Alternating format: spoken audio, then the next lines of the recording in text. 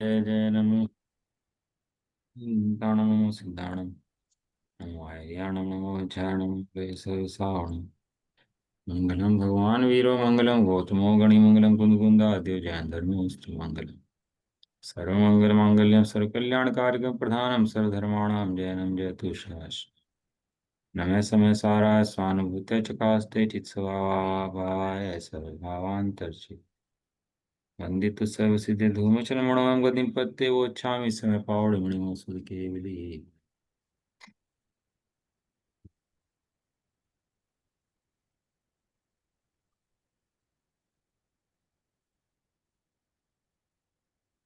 इस समय सारजी ग्रंथ चतुष्टयाधिकार चल रहा है इसके अंदर। और प्रतिक्रमण प्रत्याख्यान आलोचना का स्वरूप चल रहा है। तो आचार्य देव ने समझाया कि प्रतिक्रमण किसे कहते हैं, प्रत्याख्यान किसे कहते हैं, आलोचना किसे कहते हैं और किस प्रकार होती है। एक एक भेद पढ़ाया उन्होंने। 147 भेद पढ़ाए, 49 49 49 के तीन, यानी कि 147 तरीके से समझाया कि जीव प्रत्याख्यान के प्रतिक्रमण और आलोचना का विधान किस प्रकार से कर सकते हैं। अब यहाँ पर स्टार्ट कर रहे हैं कि अब समस्त कर्मों के संन्यास त्याग की भावना को नचाते हुए, नचाने के संबंध का कथन समाप्त करते हुए कलश्रुप काव्य कहते हैं। किसे नचा रहे? सकल कर्म के संन्यास की भावना।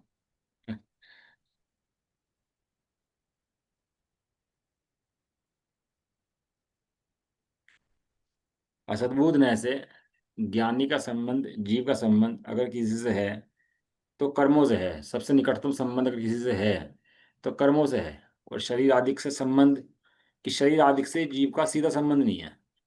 जीव का संबंध कर्मों से है और कर्मों का संबंध इन शरीर इंद्रियों आदि से। से, शरीर इस सब से, इन सब से है। तो जीव का संबंध कर्मों से है, ये भी असद्भूत न्याय का विषय है। ये भी सद्भूत का विषय नहीं है, क्योंकि कर्म हमारी सत्ता के अंदर नहीं है। कर्म हमारी सत्ता से भिन्न है। ये निश्चय न्याय कथन नहीं है कि कर्म जीव करता है, कर्म जीव के हैं। ये निश्चय न्याय का कथन नहीं है। ये कौन से न्याय का कथन है? कि व्यवहार न्याय का कथन है। तो निश्चय न्याय का कथन क्या है? कि निश्चय न्याय का कथन है कि जीव कर्मों में नहीं जाता है, जीव जीव में रहता है। यह निश्चय न्याय का कथन है। जीव कर्मों से मुक्त होगा या है? अभी जितने कर्म है ना, जितने कर्म लगे हैं सब चले जाएंगे। जितने भी कर्म आएंगे चले जाएंगे, आएंगे चले जाएंगे। जितने भी कर्म हैं जाने के लिए आ रहे हैं, अपनी सत्ता में नहीं है ना, तो आएंगे और चले जाएंगे। मेहमान घर में आते हैं, आते हैं और रहते ही चले जाते हैं, चले जाते हैं, रुकते तो है नहीं। ऐसे ही कर्म मेहमान की तरह हैं, आते हैं चले जाते हैं, आते हैं चले जाते हैं। तो जीव मुक्त क्यों नहीं होता जब कर्म चले जाते हैं? कि नए कर्म बंद कर लेता है। न आश्रव पूर्वक बंध तजे, इनसे मुक्ति नहीं होती। कि नए आश्रव कर लिया और पुराना चला गया, नया मेहमान बुला लिया और पुराना मेहमान मेहमान चला गया। तो नया मेहमान आता रहा, पुराना जाता रहा, नया मेहमान बुलाता रहा, पुराना जाता रहा। तो मेहमान कब कम हो जाएंगे? कि कभी भी कम नहीं हो सकते। ऐसे जगती के अंदर कोई अपने कुटुंब है, कोई मर रहा है, कोई आ रहा है, कोई जा रहा है, कोई मर रहा है, कोई आ रहा है, कोई जा रहा है। ये सब चल रहा है ना कुटुंब के अंदर। कुटुंब कब खत्म हो जाएगा? कि आना जाना चलता रहेगा तो कभी खत्म नहीं होगा। इस तरह कर्म तो जा रहे हैं, प्रतिक्षण जा रहे हैं। ऐसा कोई समय नहीं है जब कर्म ना जा रहा हो। लेकिन जीव उन्हीं कर्मों के फल में, जो असद्भुत ऐसे कर्म थे और जिन कर्मों के फल में शरीरादि प्राप्त हुए थे, उन कर्मों के फल में जुड़ता हुआ, कर्मों के स्वरूप को ना जानता हुआ जीव पुनः नए कर्मों का आगमन का आश्रय कर लेता है। क्यों कर लेता है? ये सब अज्ञान का फल है। किसी भी चीज के संबंध में हो, अज्ञान तो है दुखदाई है और ज्ञान जो है सुखदाई है। अपन को कोई बीमारी हो जाए और हमें रोग का इलाज पता हो, दवाई पता हो, इलाज पता हो, तो हमें कोई टेंशन नहीं होती। क्यों? क्योंकि उस रोग का इलाज जानते हैं। और रोग का इलाज ना पता हो, उल्टा सीधा इलाज पकड़ ले, पकड़ ले कोई नीम हकीम, खतरे जान। नीम हकीम खतरे जान पकड़ लिए। अब वो खतरे जान पकड़ लिए तो अब वो क्या होगा? खतरा ही होगा जब खतरे पकड़ लेगा। ऐसे ही इसने क्या करा, धर्म के नाम पर कुछ भी समझ लिया। जो समझ में आया वो समझ लिया, समझता ही नहीं है। कंफर्ट जोन बन जाता है जीव को, एक कंफर्ट जोन। तो कंफर्ट जोन के अंदर जीव क्या करता है कि वो जैसे भी समझ में आना शुरू होता है, बस उसी के अंदर अपना मजे लेते रहता है कंफर्ट जोन के अंदर। वो कंफर्ट जोन पड़ा है शरीर के अंदर, राख के अंदर, कषाय के अंदर, बस को वहीं मजा आता रहता है, उस कंफर्ट जोन को तोड़ता नहीं।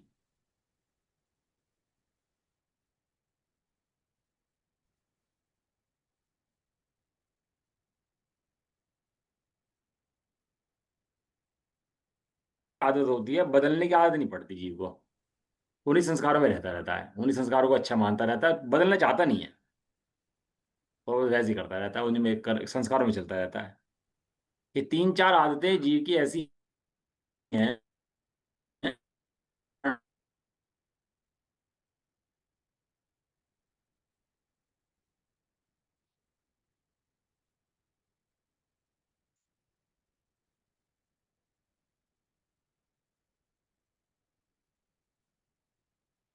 आवाज नहीं आ रही है। आवाज नहीं आ रही है। कहाँ चली गई? बीच में चली गई। अब आ रही है? बीच हाँ अब आ आ रही है रही बीच में। थी, बीच में जा पहले रही भी। थी फिर है, अब पता नहीं मुझे कहाँ से गई थी। कोई बात नहीं। जब तक जीव को सात तत्वों की पहचान और सात तत्वों के हे उपाधि की पहचान अपने परिणामों पर रखकर प्रैक्टिकल रूप से ना हो, तब तक रटने रटने विद्या है, उससे काम नहीं होता। जीव का श्रद्धान मैं जीव हूं, अजीव नहीं हूं। अजीव का श्रद्धान अजीव अजीव है, अजीव जीव नहीं है। आश्रव का श्रद्धान ये परिणाम खराब करेगा तो कर्मों का आश्रय होगा बंद। यदि तू परम सुख दुख मानेगा तो कर्मों का बंद होगा। संवर अपने को आत्मा रूप अनुभव करने से संवर, आत्मा में टिकने से निर्जरा, और आत्मा में पूर्ण टिकने से मोक्ष होता है। जब तक ऐसा श्रद्धान ना हो तब तक भैया ऐसे ही जीवन चलता रहता है। अब ये कह रहे हैं समस्त कर्मों के संन्यास के त्याग की भावना को नचाते हैं। जिस समय देश आजाद हुआ हमारा 1947 में, तो अंग्रेज गए। तो अंग्रेज गए तो सारा देश नाच रहा, दुनिया पूरा देश नाच रहा। क्यों नाच रहा? कि भैया आजाद हो गया, आजाद हो गए। क्यों? गुलाम थे अब तक, किसी गुलाम थे, अंग्रेजों के गुलाम बने हुए थे। अब क्या करा? तो उसे भगाया तो नाचता है। ऐसे सकल सन्यास के त्याग की भावना को नचाते हैं। अरे तो खुश तो हो, तेरे कर्म शत्रु जा रहे हैं तो तेरा हर्ष तो हो तेरे अंदर। कितना मिथ्या टल रहा है, तेरा हर्ष तो हो तेरे अंदर। हाँ चला जाएगा, बैठे हैं, गया गया ठीक गया, नहीं तो कोई बात नहीं है, ठीक है भैया चला जाएगा। मिथ्या जाने का अत्यंत हर्ष होता है ज्ञानी को। अनंत संसार के टलने का और मोक्ष प्राप्त करने की शुरुआत का अत्यंत हर्ष होता है इसको। अत्यंत हर्ष हृदय में भरता है इसके। कहते हैं उसके त्याग की भावना को नचाने नचाते हैं, और उस नचाने के कथन का समाप्त करते हैं। मतलब कितनी मस्ती आचार्य देव को आ रही होगी। उन्हें पता है पंचम काल के अंदर मोक्ष नहीं होता। इस पंचम काल के अंदर, कली काल के अंदर अभी जीवों को मोक्ष नहीं होता। छठे सातवें गुण स्थान से ऊपर नहीं होता। उसके बाद भी क्या कर रहे? नाच रहे, आनंद कर रहे। क्यों नाच रहे? वो सुग्रीव था ना, सुग्रीव, और सुतारा ना पत्नी थी उसकी। तो दूसरा देव सूरी सुग्रीव बन के आ गया। अब वो रामचंद्र जी उसको मिले, और रामचंद्र जी को मिलते उसे ऐसी खुशी हुई कि निधान मिल गए हों रामचंद्र जी के मिलते ही। अभी पत्नी नहीं मिली, रामचंद्र जी मिले, लेकिन रामचंद्र जी के मिलने से ऐसा हर्ष हुआ कि ये मेरी पत्नी दिला देंगे। इनके पास वो सामर्थ्य है कि मेरी पत्नी को दिला सकते हैं। ऐसे नचाते हैं भैया, ऐसे ऐसे नाचता है ज्ञानी जी को। मार्ग मिलते ही ज्ञानी नाचता है। अब तो मार्ग मिला है, मंजिल कहाँ मिली है, मंजिल मिलेगी जब की बात है। अरे मंजिल उन्हें मिलती नहीं जिनका मार्ग का मजा नहीं आता। ऐसे नाच नचाते हैं जंगल में बैठ के। आचार्य देव क्या कर रहे हैं? मतलब जंगल में नृत्य चल रहा है वहाँ। आचार्य देव का नृत्य देखा आपने कभी? देखा नृत्य कभी? आचार्य देव का नृत्य ये जो चल रहा ना, ये कर्म मन वचन कायर इतने भेद, ये सब नृत्य चल रहे हैं जंगल में बैठकर। इतने शास्त्रों का प्रचार हो जाए, इतना फैल जाए, इतना सब सुन लें, इतने लिख लें। अरे वे अपने नाच रहे, आनंद कर रहे। अरे जो होना होगा हो जाएगा, जो भविष्य में होना वो होगा। वो बदल नहीं सकता, टल नहीं सकता, हो गया रहेगा। तू दुखी मत हो, तू तो अपना ज्ञान का आनंद करता हुआ मोक्ष निकल। वेग पकड़ के रास्ता निकलो यहां से। तो उसका संबंध खत्म करते हुए कथन करते हैं। इसका कलश है 229, है ना। समस्त मित्येवमुपास्य कर्म त्रकालिकं शुद्ध नयावलंबी विलीन मोहरहितं विकारश्चिन्मात्रात्मानमथावलंबे। हम्म। शुद्ध नय का अवलंबन करने वाला कहता है, यहाँ एक नई एक है, शुद्ध नय, इसके अलावा कोई नई नहीं है। शुद्ध नय के साथ रहने वाला जो दूसरा नय है उसको व्यवहार नय कहते हैं, वरना नई कौन सा है, नय मात्र एक है, वो शुद्ध नय है। शुरू शुरू में कह दिया चावला देव ने शुद्ध नय, शुरुआत करी थी किससे, शुद्ध नय से। क्यों, ज्ञान शुद्ध है इसलिए शुद्ध नय बना, शुद्ध नय है इसलिए ज्ञान शुद्ध है ऐसा नहीं है। शुद्ध नय की उत्पत्ति कहां से हुई, क्या भूपा जी, शुद्ध नय की तो उत्पत्ति। शुद्ध, तो शुद्ध ने और शुभ ने। हाँ, ये जो कह रहे हैं ना, ये हम्म। शुभ नय है, और जो ये वस्तु शुभ है वो ने। शुद्ध नय है। हम्म। युगल जी की पूजा में आती है ना, जिनवाणी की वो भक्ति में आती है, हम्म। शुभ ने लिखा, उसके अंदर शुद्ध ने नहीं लिखा। क्या लाइन है वो, शुभ ने, शुभ ने। शुभ ने, एक शुद्ध ने, शुभ ने। शुभ ने। तो बात करते हैं, कहते हैं, झरने, हैं क्या है, शुभने के झरने झरते हैं। हाँ, शुभ ने के झरने झरते हैं, शुद्ध ने के झरने लिखा वहां पर। मैंने बहुत सोचा, मैंने यहाँ शुद्ध शब्द क्यों नहीं आया, शुद्ध ने के झरने झरते हैं। इन्होंने, युगल जी ने शुभ ने क्यों घेरा इसके अंदर, ये अपने पढ़ते लिखते सुनते हैं ना, ये शुद्ध ने नहीं है। हम्म। शुद्ध ने कहा जाता है, लेकिन वास्तव में कौन सा ने है, ये शुभ ने है। कब तक शुभ ने है, शुभ ने। जब शुद्ध वस्तु पे जाता है तो शुद्ध ने है। हम्म। ये न तो शुद्ध की बात करता है इसलिए इसको शुद्ध ने कहते हैं। लेकिन बात करता है ना, खाली बात करता है, वस्तु नहीं दिखाता, वस्तु तो वस्तु में दिखती है जाकर के, नयों के अंदर वस्तु नहीं है, वस्तु के अंदर नए नहीं है। नयों के अंदर वस्तु नहीं, वस्तु के अंदर, कौन समझे इन बातों को, और कौन पढ़े और कौन पढ़ाए, ऐसी गजब बातें, शुद्ध नय की बातें आचार्य देव इतनी इस सहजता में कहते हैं। अब ये आचार्य कौन पढ़े, दिमाग तो फोड़ रखा कषायों के अंदर, विषयों के अंदर, तो इन बातों को समझने की फुर्सत है कहाँ, और इन बातों को समझता नहीं है तो मोक्ष मार्ग भी निकलेगा कहाँ से। आचार्य देव को समग्र पढ़ना चाहिए। एक बात को रट लेते हैं, मैं पढ़ पारणामी को बस, मैं पढ़ रट लिया बस, उसके अलावा कुछ पढ़ना नहीं, इधर का नहीं पढ़ना, उधर का नहीं पढ़ना, बस एक ही बात सुननी दिन रात, मैं पढ़ पारणामी को पढ़ पारणामी को, उसके अलावा कुछ मतलब ही नहीं किसी से, ना साधर्मी से, ना चर्चाओं से, ना किसी चीज से। भैया उससे कल्याण नहीं होता। शुद्ध ने की उत्पत्ति करी थी शुरू में, शुद्ध ने का बीज बोया था ना। अब ये जो अधिकार है, सर्व शुद्ध ज्ञान अधिकार, ये फल है। अब उस बीज के फल निकल रहे हैं यहाँ पे, सारे में पेड़ में जितने सात तत्व थे, उनको पानी दिया, सिंचन करा, मेहनत करी, अब ये फल निकल रहा। क्या फल निकल रहा है ये, सकल कर्मों के संन्यास रहित की भावना। समस्त कर्मों को क्या कर दिया, समस्त कर्मों का अभाव कर दिया। कर सके।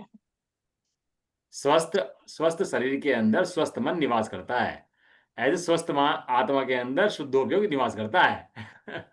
सही बात है। और शरीर तो बीमार पड़ा हमारा, और भैया मन हमारा खराब हो रहा है यार, परमादि का मन खराब ही रहता है। जो परमादि होगा वो नियम से दुखी होगा, कोसता रहेगा, रोता रहेगा।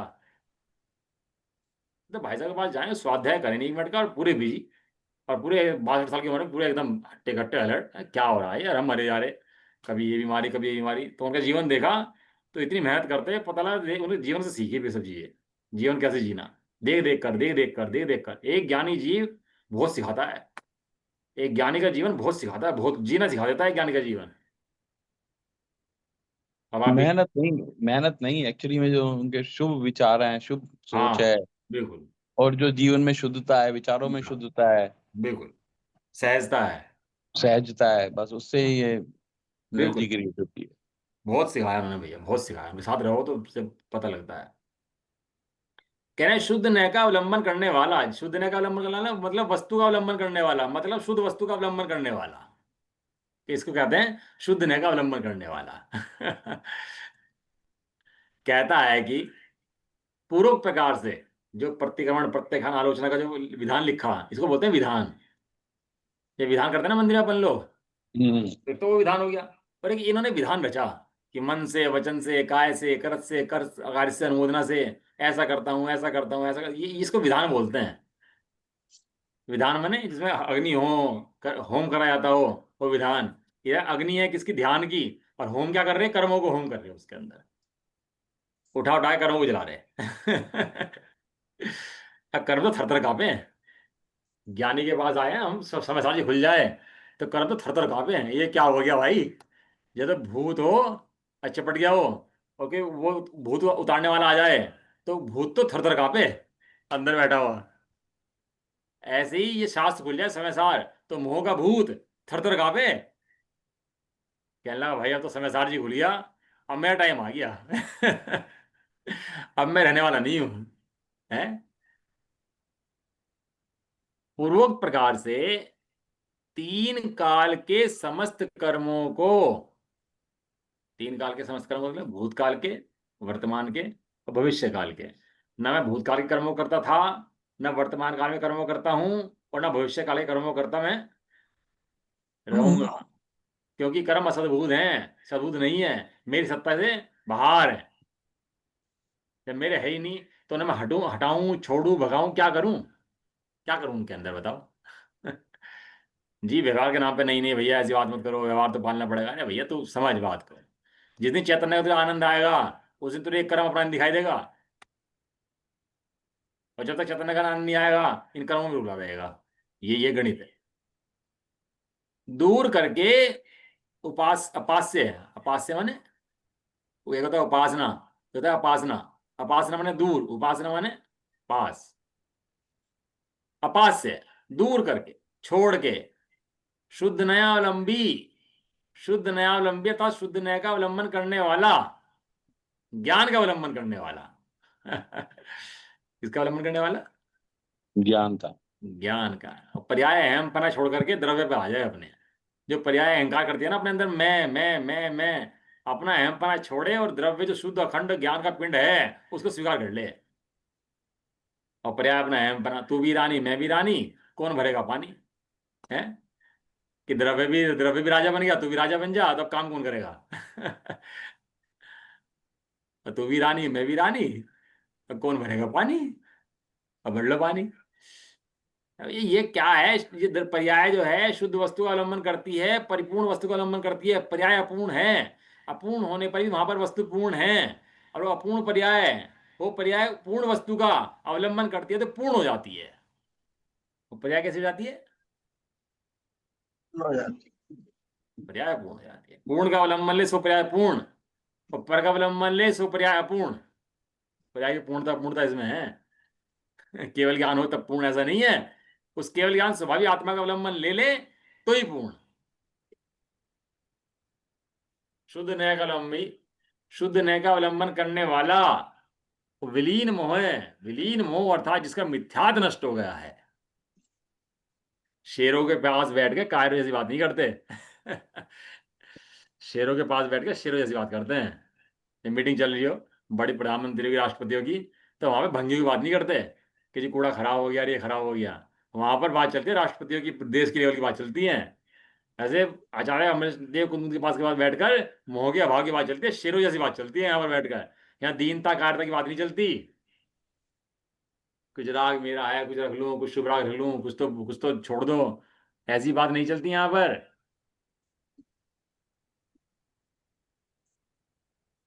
विलीन मोह अर्थात जिसका मिथ्यात्व नष्ट हो गया है।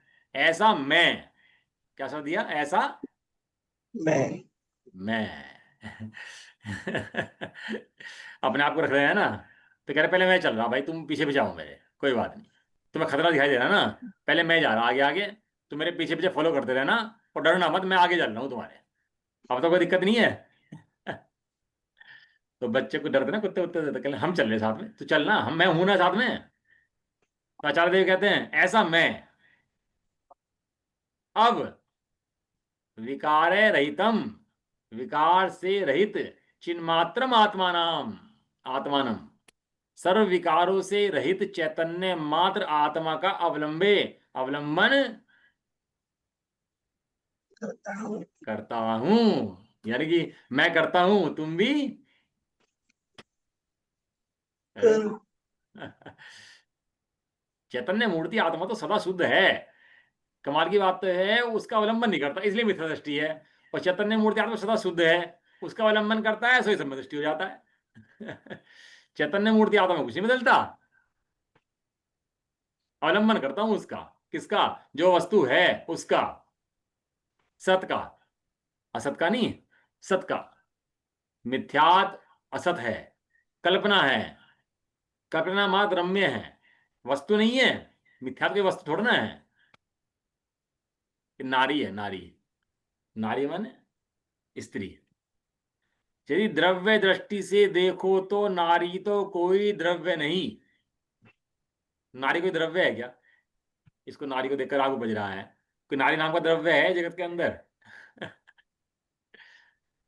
ये धन, अच्छा धन नाम का कोई द्रव्य है? ये बच्चे नाम का कोई द्रव्य है? ये मोह में पागल तो क्यों होता है फिर, जब इस नाम की कोई वस्तु ही नहीं है? तो दीवार पे सिर क्यों फोड़ता है भाई? इस नाम की कोई वस्तु ही नहीं है। मिथ्यात नाम इसी का है। वस्तु है नहीं, वस्तु समझता है। क्या कहा हुआ ये? वस्तु है नहीं, वस्तु समझता है। हाँ, ये इसी का नाम तो मिथ्यात है। और वस्तु है, इसी का नाम विख्यात है। वस्तु है, वस्तु समझता है। वस्तु को वस्तु समझता है, इसका नाम हाँ। सम्यक्त है। आंटी, क्या क्या हाँ, दोबारा से क्या? वस्तु नहीं है, वस्तु हम्म। समझता है। ये हम्म। धन स्त्री पुत्र ये सबको वस्तु समझता है, कुछ वस्तु समझता है। और वस्तु है हम्म। नहीं, इसका नाम हम्म। मिथ्यात्व है। ठीक है। और वस्तु है, चैतन्य मूर्ति आत्मा है, वस्तु है, उस वस्तु को वस्तु समझता है, इसका नाम सम्यक दर्शन है। कोई भारी गणित है सही क्या? है। नहीं नहीं, ठीक है, एकदम समझ में आ हीरा गया। रखा, हीरे को कांच समझ रहा और कांच को हीरा समझ रहा, इसका नाम मिथ्या हम्म। दृष्टि है। अब समझाया किसी ने कि भाई देख लक्षण पहचान, ये हीरा है ये कांच है। अब इसने हीरे को हीरा समझ लिया, कांच को कांच समझ लिया, तो सम्यक दृष्टि है। अब हीरा कांच देखने में एक से लगता है दोनों को दोनों, लेकिन हीरे की कीमत कितनी और कांच की कीमत कितनी? हीरा को हीरा समझ लिया और कांच को कांच। अब तक उल्टा हो रहा था। हम्म। कांच को हीरा समझ रहा था, हीरे को कांच समझ रहा था। देखने में हम दोनों एक भी। से हैं। और कभी कीमत में कितना फर्क है जमीन आसमान का। और मजी बात देखो, देखो हीरे को फेंक रहा है और कांच को रख रहा है। ऐसे मूर्ख को क्या क्या करेगा ये आदमी? इसे उसी को जिनवाणी मिथ्या दृष्टि क्या देती है वो, तो और क्या करें? इसके अलावा मिथ्या दृष्टि भी और थोड़ा ना होते हैं। अब समस्त कर्म फल हम्म। संन्यास की भावना को नचाते हैं। पहले कर्मों के संन्यास की भावना थी, अब कर्मों के फल की संन्यास की भावना है। पहले में लिखा था ना, जो उत्थान का देखो ना इसकी, समस्त कर्मों के संन्यास की भावना और समस्त कर्म फल के संन्यास की भावना। समस्त कर्म माने भूतकाल के, वर्तमान के, भविष्य के समस्त कर्म, जितने आने वाले हैं, आने वाले थे सब। और कर्म फल माने जिसका कर्म फल आ रहा है, अभी उदय में चल रहा है, वो कर्म फल। दोनों बातों में थोड़ा फर्क है, लब्धि और उपयोग। जो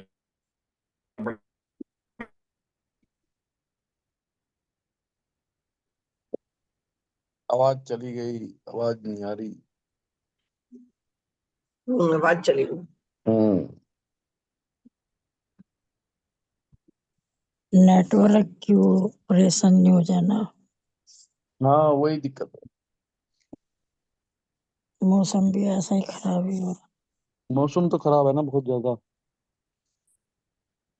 कल तो 1 बजे तक ही बारिश हुई। है, बारिश कल बहुत हुई है। अब आ रही है नहीं? अब आ गई भैया, अब तो अब तो आएगी। क्या बात कर रहा था बताओ? इधर टूट जाता है ना फ्लो, तो सब गड़बड़ हो जाता है। कुछ समझा रहा था,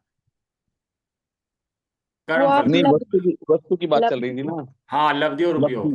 लब्धि लवली उपयोग। माने उस, जैसे बाल्टी पानी है, एक बार आपको एक गिलास पीना है, तो बाल्टी कितना पानी है? एक। पीना कितना है? एक गिलास। तो पूरी एक बाल्टी पी गिलास। जाओगे क्या? कि नहीं, एक गिलास पानी पियोगे। तो बाल्टी है, और लब्धि जितना पिया उसका नाम उपयोग। ऐसे कर्म के संन्यास, जितना कर्म है सबके संन्यास। एक कर्म फल जो फल में आ रहा है अभी, आयु, नाम, गोत्र, वेदनीय, ज्ञानवर्णी, दर्शनावर्णी, मोहनी, अंतराय, इन समस्त कर्म शत्रुओं के, एक शब्द लगा दिया इसके अंदर। कर्म शत्रु, जितना शत्रु हटे उतना आनंद बढ़ता है। ऐसे ही कर्म शत्रु हटे तो आनंद बढ़ता है ज्ञानी जीवों को। सबसे विरक्ति उसमें प्रथम, उस कथन के समुच्चय अर्थ का काव्य कहते हैं। जो आने वाला है अर्थ, उस समुच्चय का अर्थ, उसका समुच्चय माने इकट्ठा, एक साथ करके, उसका काव्य कहते हैं। समुच्चय अर्घ होता है ना, समुच्चय अर्घ पढ़ा आपने? समुच्चय अर्घ क्या होता है? हाँ, समुच्चय मद इकट्ठा। मतलब जब 3-4 पूजा इकट्ठी लिखते हैं ना, तो उनके तो समुच्चय चढ़ा देते हैं। समुच्चय पूजा होती है ना वो तीनों की। वो समुच्चय पूजा क्या मतलब क्या है? फिर 3-4 पूजाएं इकट्ठी हैं उसके अंदर। देवशास्त्र ग्रुप के किसी और ये तरह देवशास्त्र गुरु की, और वो जो है ना सिमंदर पांच विष्णु भगवान की, और के सिद्धपट सिद्धों की विष्णु और भगवान की, 5 वाली थी।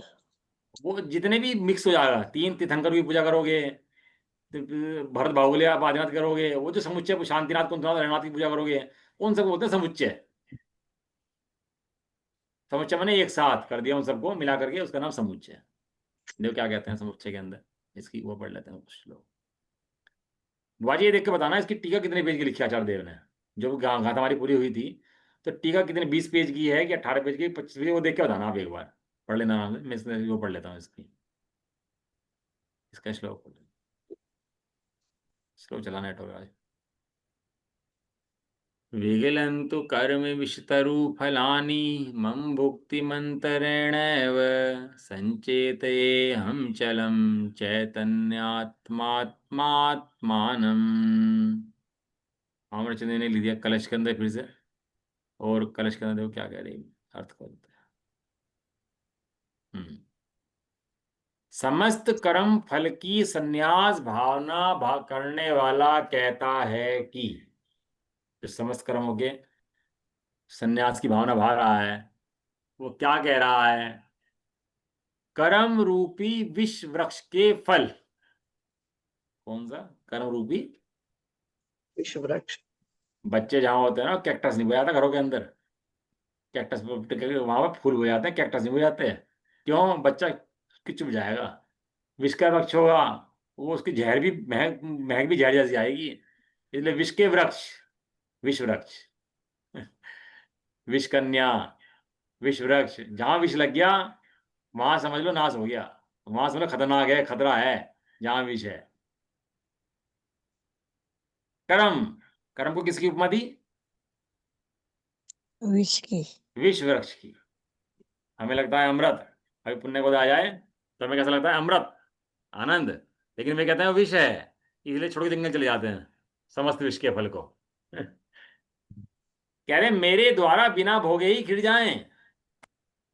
मम भुक्तिम अंतरेणेव, मैं पाप तो तजाए, अब पुण्य भी तजूंगा। तजूंगा। सारे पाप तो फल मैंने छोड़ दिए, लेकिन पुण्य भी, पुण्य कर्म भी विष वृक्ष है। पुण्य भी विष का बीज है। अब बताओ कैसे करता हो ज्ञानी जीव? भक्ति पूजा अर्चना सब करता है, और अंतरंग में जानता है आत्मा के सामने कुछ नहीं है, विष वृक्ष है। क्या दो अवस्थाएं होती होंगी उसकी? वो दवाई भी खाता है, और दवाई को बुरा भी जानता है, ग्रहण भी करता है। निरोगी अवस्था नहीं है ना। चाहता निरोग होना है, दवाई तो खानी पड़ रही है। ऐसे ही ये भक्ति पूजा आदि तो करने पड़ रहे हैं, लेकिन वास्तव में निरोग अवस्था कौन सी है? चैतन्य मूर्ति आत्मा चैतन्य में विराजमान हो जाए, निष्कर्म हो जाए, निर्विष हो जाए, वो अवस्था इसकी परम निष्कर्म अवस्था है। कह रहे ये कर्म मैं भोगूं, पुण्य के उदय आ जाए, पाप के उदय चले जाए, सारा पाप उदय हमारे ही आ रहा, हमने इतना धर्म कर दे, और सारा का पाप का उदय हमारे टिके जा रहा, पता नहीं क्या हो रहा। इतना धर्म करके मरे जा रहे हैं हम तो भैया। कोई धर्म में भी कुछ नहीं रखा, पंचम काल में धर्म में सार नहीं रहा बिल्कुल भी। चौथे काल में देखो कैसा सार था, चमत्कार थे, और देखो कैसे कैसे देव आते थे, उनकी सहायता करते थे। कैसा होता था चौथे काल के अंदर हैं। अब तो भैया पंचम काल में धर्म में भी ताकत नहीं रही। धर्म में सार नहीं रहा। मुझे तो नहीं, पता नहीं है, इतने उपसर्ग तो होते ही नहीं है जितने चौथे काल में हुआ करते थे। कितना विद्रोह, कितना जैनियों को कन्वर्ट करा, कितनी कितनी बातें हो गई सारी। वो तो पुराने काल में इतनी इतनी घटनाएं घट गई, अब तो इतनी इतना भी नहीं है, इतना नहीं होता अब। लेकिन ये दुखी होने का आदत बढ़ी है ना, इसलिए वे कहते हैं जितने कर्म का वृक्ष है, वो मेरे द्वारा भोगे बिना ही क्या हो? विगलंतु, क्या हो जाए? खिल जाए। अब देखो मैं बनारस जी कलश नहीं पढ़ रहा यहाँ पर, उन्होंने बहुत आनंद लिया इसके अंदर, मैंने पढ़ लिए में, बहुत आनंद करते हैं। अब पढ़ लेना आप, क्योंकि मैं यहाँ बिठाऊंगा तो फिर वो 148 मुझे कर्म पढ़ने हैं अभी, तो वो चैप्टर बहुत लंबा हो जाएगा, वो गाथा ही फिर पूरी नहीं हो पाएगी फिर ये। तो पढ़ लेना। कहते हैं अहम चैतन्य आत्मानम आत्मानाम अचलम संचेतये, मैं अपने चैतन्य स्वरूप आत्मा का निश्चलतया संचेतन करता हूं यानी अनुभव करता हूं। इन कर्मों को भोगता हूं कि चैतन्य मूर्ति आत्मा का अनुभव करता हूं। चैतन्य मुक्ति आत्मा। चैतन्य मूर्ति आत्मा का अनुभव करता हूं निश्चित।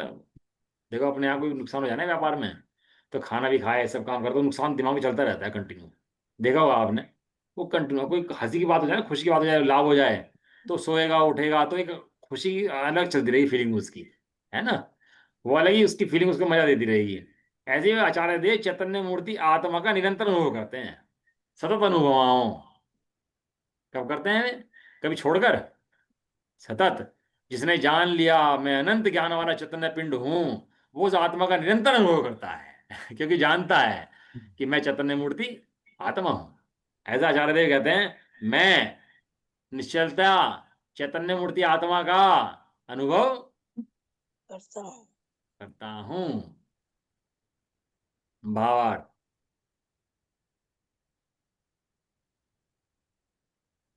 ज्ञानी कहता है, ज्ञानी, आचार्य देव ज्ञानी है ना, और ज्ञानी बनाने के लिए शास्त्र लिखा है। अत्यंत प्रतिबुद्ध का ज्ञानी ज्ञानी बनाने के लिए शास्त्र लिख रहे हैं, तो कह रहे हैं ज्ञानी कहता है कि जो कर्म उदय में आता है उसके फल को मैं ज्ञाता दृष्टा रूप से जानता हूं और देखता हूँ। हम नहीं जानते भैया, हटाओ मैंने, हम जानते ही नहीं। हाँ हाँ हाँ, हमें नहीं बात करनी, हम हटाओ यहाँ से। तो कहते हैं मैं उस ज्ञाता दृष्टा रूप से उस कर्मों के उदय को, उपसर्गकर्ता को भी, कोई उपसर्ग करना है उसको भी क्या करता हूँ, कोई गाली दे, कोई उल्टी सीधी बात करे, कुछ भी कहे, उन सबको क्या करता हूँ, जानता हूं और अनुभव एक पत्ता हिलता है ना एक पेड़ का, तो उसी कर्मों को वजह से हिलता है। तो एक बाल हिलता है ना यहाँ पर अपना, तो कर्मों को वजह से हिलता है। और वो हिले बिना कोई रोक नहीं सकता उसको, क्योंकि उसके कर्म को उदय ऐसे ही है। वो लगे रहते हैं सिर पर, पोल उड़गी सारी सारी, बेचारे गंजे हो गए, और बाल उगाने में लगे रहते हैं उसको। और जब उगते नहीं तो ट्रांसप्लांट कर लेते हैं उसके बालों का बाल सफेद कराएगा, डाई कराएगा, वो झंझटबाजी करता रहेगा। ये कहते हैं मैं इन सब कर्मों के उदय को, जो कर्म को उदय आ रहे हैं, उन्हें क्या करता हूँ, ज्ञाता दृष्टा रूप से जानता और क्या। ज्ञानी कितना कलुषित होता है, मतलब एक एक नखून टूट जाए जरा सा, कोई लंबे नखून रखे हो तो दुखी, दिन रात का दुखी, उसको देख देख कर मेरा नखून टूट गया, नखून टूट गया। कुछ शरीर में कोई बीमारी होगी, उसे देखते देखकर दुखी दुखी। और आचार्य देव क्या करते हैं उस काल के अंदर, आचार्य देव क्या करते हैं उस काल में, अपने चैतन्य मूर्ति आत्मा का अनुभव करते हुए उससे अत्यंत भिन्न देखते हैं और जानते हैं मैं इसका कर्ता नहीं हूं, ज्ञाता दृष्टा हूं, उनका भोक्ता नहीं होता। इसलिए मेरे द्वारा भोगे बिना ही वे कर्म खिल जाएं। आज हमारे आचार्य देव होते हैं ना, ज्ञानी जन होते हैं, वे पुण्य को पहले भगाते हैं। कहला तो पुण्य जो है ना राग कराएगा, भरमाएगा, तो पाप से तो फिर ही व्यक्त कर लेगा जीव। पाप को तो कोई अच्छा ही जानता नहीं है, पाप से तो फिर ही व्यक्त कर लेते हैं, पुण्य से तो ये पहले पुण्य को भगाते हैं। पुण्यम समग्र महे में कम ना जुहोमी, ये पुण्य अब मुझे नहीं चाहिए, समस्त कर्मों को चले जाएं। कह रहे वे कर्म मेरे बिना भोगे खिल जाए भैया, खिरे खिरे नहीं खिरे नहीं खिरे, मुझे क्या लेना, मैं नहीं भोगता, मैं तो चैतन्य मूर्ति आत्मा को भोगता हूँ। भाई इतनी बात इतनी है, जब जाना हो जब चले जाए भाई, मुझे कोई लेना देना नहीं है। मैं अपने चैतन्य स्वरूप आत्मा में लीन होता हुआ उसका ज्ञाता दृष्टा ही हूं। अभी कुंकुम देव स्वर्ग में है ना, स्वर्ग में बैठे ना कुंकुम देव अमरचंद देव, सब स्वर्ग में है। और यहाँ थे तो यहाँ पर अपना जंगल में विराज थे, मुनि बने हुए थे, तो उनके आनंद में कुछ फर्क पड़ गया क्या अभी? वो क्या देते हैं भैया, मुनि का आनंद अलग है, उनका आनंद अलग है। अरे वे अनुभूति के आनंद की बात करते हैं, यहाँ दृष्टि के आनंद की बात है। वे समय दृष्टि आत्मा वहां विराजमान है और अपने आत्मा का आनंद अब भी कर रहे हैं देवगति के अंदर भी तो चौथे गुण सामर्थ्य हो, देवगति में हो, नरगति में हो, तिरंज में हो, कहीं भी हो, उसे तो मुक्त बताया, मुक्त है ये, स मुक्त एव, वो मुक्त ही है। कर्मों का बंध उसको नहीं है, उल्टी कर्मों की निर्जरा ही है। इसलिए आचार्य को उन से हटना नहीं चाहिए अपने को, नहीं भैया संसार है भी तो इतना वो है, कुछ नहीं है वो ज्ञानी के, कुछ भी नहीं है ज्ञानी के। आचार्य कुंद देव पर टिके रहो बस। हम किसके आमनाय के हैं? क्यों भाजी, किसके आमनाय के हैं? कुंदनाचार्य की हमने कुंदाचार्य के आमनाय के हैं। कुंदाचार्य ने कहा है कि ज्ञानी बंद नहीं होता, उल्टी उसके कर्मों की निर्जरा होती होती है। है। अब वो देवगति में मुनि थे भैया, देवगति में चले गए, गाड़ी गुण स्थान से नीचे आ गया, चौथे में आ गया।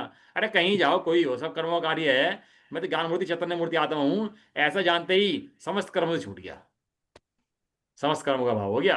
इसलिए इतनी हल्की बात मत समझ लेना इसको। मैं चैतन्य मूर्ति आत्मा हूं, ये समस्त कर्मों के अभाव का बीज है, मंत्र है। मैं अपने चैतन्य स्वरूप आत्मा में लीन होता हुआ क्या रहा हूं, उसका ज्ञाता दृष्टा भी हूं। यहां विशेष, इतना विशेष जाना चाहिए कि अविरत, देशविरत, चल भाई, तथा परमत संयत, अब ऊपर चला गया।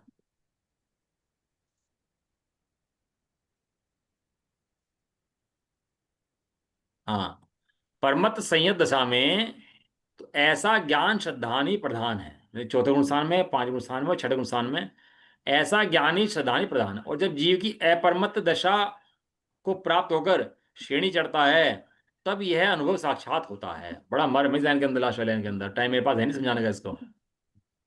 चौथे पांचवें गुण स्थान में जब अनुभव की दशा तो कम है, एक शुभ भाव बहुत हैं, तब ऐसा ज्ञान श्रद्धान ही प्रधान है।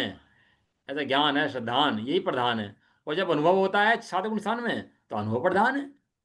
और प्रत्युत संवेदन है उसका नाम। एक वो आया कहाँ से, वो जो चौथे गुण स्थान के अंदर जो आत्मा का नक्की उसने करा है, वो अनुभव के मंत्र, अनुभव के गीत उससे आए हैं। ऐसा अब लिखते हैं, अब टीका में समस्त कर्म फल के संन्यास की भावना को नचाते हैं। देखे पेज कितने हैं आपने इसके, ये भी देते। देख लेना, कल बता देना, गिन लेना कितने पेज है। आचार्य देव ने कितना काम करा, ये देख लेना आप इसके अंदर। अब एक एक कर्म का 147 तो पढ़ा दिया इन्होंने, 49 49 के 3 तो पढ़ा दिए, 147। अब 148 पढ़ाएंगे। तो कितना हो गया, लगभग 300 हो गया ना, 300 में 4 कम। इतने भेदों से एक चैतन्य मूर्ति आत्मा को भिन्न दिखाया, मन से, वचन से, काय से, करस से, कार्य से, अनुमोदना से और 100 कर्मों से, समस्त कर्मों से, एक एक कर्मों से पहचान कराई, टेस्ट कराया, एक एक कर्मों से पहचान कराई। इसके तो 9 पेज है। 9 पेज नहीं है भाई देखो मैं गिनता हूँ तो अभी। आगे के हैं अब जो पढ़ेंगे हम। अरे नहीं, अभी मेरा इंटरनेट नहीं चल रहा, मेरा थोड़ा इंटरनेट स्लो चल रहा है, नहीं तो मैं गिनूंगा 20-25 पेज निकल जाएंगे इसके अंदर। आगे तात्पर्यवर्ती वो भी तो पढ़ो ना, प्रतिक्रमण प्रत्याख्यान जो गया है पीछे, वो सारा पढ़ो ना उसके अंदर। पहले पढ़ चुके सब। हाँ, वो सब भी तो 15-20 पेज के अंदर वही है। हाँ हाँ हाँ। कल बताता हूँ आपको देख के कितना कितना बड़ा है ये। तो मतलब 20-25 पेज निकल जाएंगे। आचार्य देव की मेहनत देखो और काम देखो, और कैसे उनको तो पता ही था इस सब चीज़ों का, उन्होंने अपन लोगों के लिए कितनी रचना लिखी है, सब दे देखो आप, है ना। चलो चर्चा कल करते हैं, कर्मों के संन्यास की भावना चाहते हैं, कल कर्मों को नचाएंगे। कर्म से तो डांस देखेंगे कल। कर्मों का डांस देखा नहीं, देगा देगा अभी। रात दिन देखते हैं, कर्मों का डांस ही चलता रहे। ये डांस नहीं है, डांस तो आचार्य देव करवा रहे, डांस ये कर्मो डांस, कर्म डांस करवा रहे, वे कर्मों को डांस करवा रहे। अभी तो कर्म हमें डांस करा रहे, और जहाँ आचार्य कुंद के पास गए तो कर्मों को डांस करवा रहे। ना तुम नाचो बेटा, मैं बहुत नाच लिया, अब तेरा नंबर है नाचने का, और तू नाच। ऐसा सही बात। नचाएंगे क्या, चलो। निज निधि निज में बतारी। यह अनंत उपकारी है, उसके लिए जिन वाणी को वंदना शत भारे।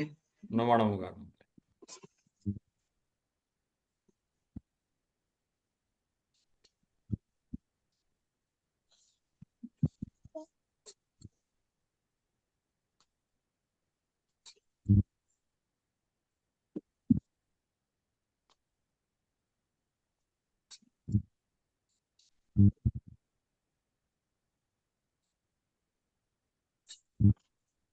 जबरदस्ती माता की, जय हो।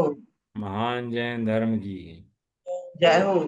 एक साथ बोलिए, जय जिनेन्द्र, जय जिनेन्द्र, जय। सबको जय, सभी को जय।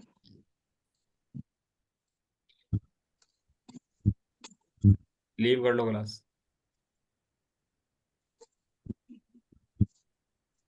लीव कर लो क्लास, आंटी आप भी लीव कर दो क्लास।